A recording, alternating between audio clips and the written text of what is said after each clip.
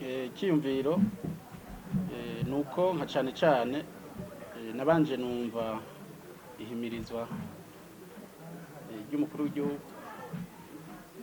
cyacu cy'u Burundi ahimiriza ko abantu bose bakwiye gukunda iwabo kandi bakakora ibikorwa bakateza imbere.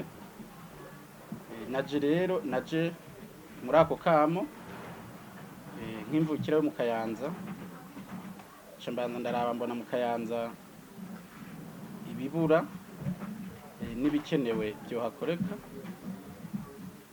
Naciye mbona ko mu Kayanza hakenye ahantu hagutse, niho ubona naciye nubaka ihoteli ca nkora resitora nziza cane,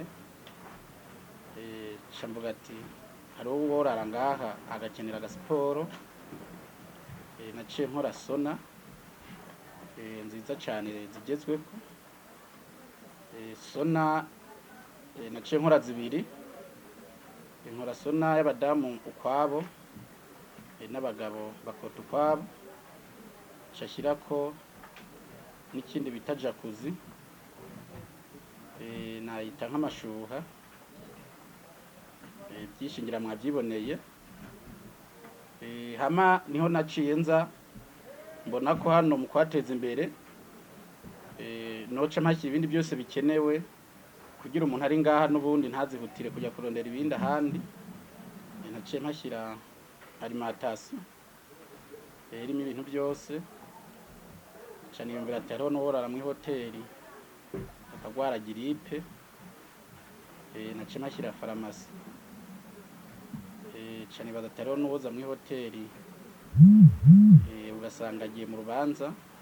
Naciye mpashyira saro yo kwimwesha, naho nashyize zibiri, saro y'abadamu n'iy'abagabo. Ca nibuka ko kubera ari kw'ihoteli abantu bakunda cane hakunda gukorerwa imanza, ca nibuka ko no kuhashyira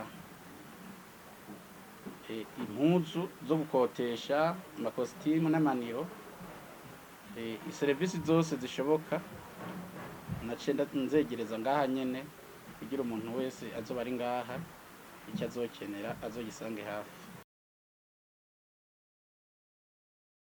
Bavuga ati dukore ibikorwa kugira tugabanye ubushomeri. Ihoteli yose izokoresha abantu 140 amaserivisi yose. Ubu ngaha kubera itari bwuguruke nari maze kwangaje abantu 57, nibo babo mwabonye bambaye amaniforume.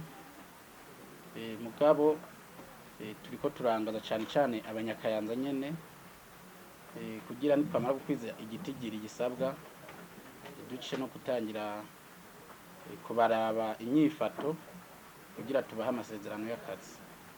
Akarusho mbona ushobora kuzanira intara nuko ngaha abantu, umuntu wese afise urubanza rw'abantu 3,000 yakira abantu 3,000, nuko ngaha hari ikibanza cyakira abantu 3,000.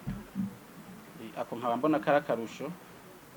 Akandi karusho nuko mbona abantu bose bo mu zindi ntara aje mu Kayanza yoca abona ko harimo ihinduka, nk'uko nyakubahwa guverineri ahimiriza abanyakayanza gukora, nuko uwoza wese yoca abona n'ubundi ibikorwa birimo bikora. Kandi nyakubahwa umukuru w'igihugu wacu General Major Evariste Ndayishimiye mukamatera abarundi bose, nuko aka kamo ari kavuga ko abantu bakora ibikorwa bituma ingenzi ziza zikagendera intara, igihugu kikagenderwa. Murakoze.